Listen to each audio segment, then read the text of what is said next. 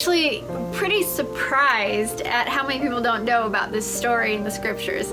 There's actually a commanded feast or festival actually that goes along with this story that Queen Esther and Mordecai commanded Israel to keep annually. They would remember actually what Yehovah had done for them at this time.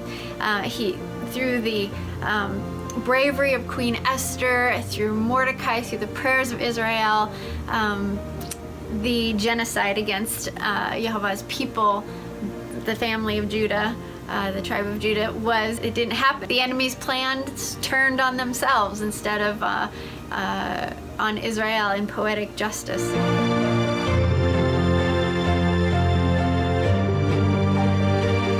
So you find the story of Esther in the scriptures, but you also find it in the Apocrypha. So this is the King James Version of the Apocrypha, and in here you have the rest of the chapters of the book of Esther. One of the really cool things that I like in there is that Queen Esther, when she actually goes before the king, she faints.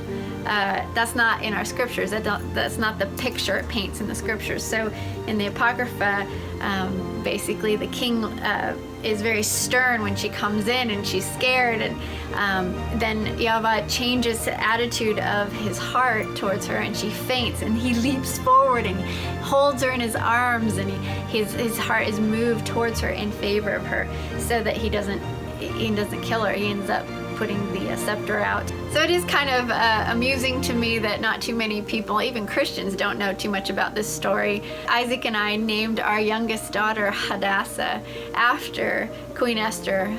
Queen Esther is one of two women in the scriptures that I love the most, and there are so many people that say, oh, that's a beautiful name, what does it mean? They don't know what it means. They don't know where this comes from, her name comes from. Which is very sad, because it is an incredibly beautiful story in the scriptures, one that we need to take heed of, one that we need to understand, and as believers really look at the depths and the parallels of this story in order to see what it means for us today. Because Purim is actually very personal,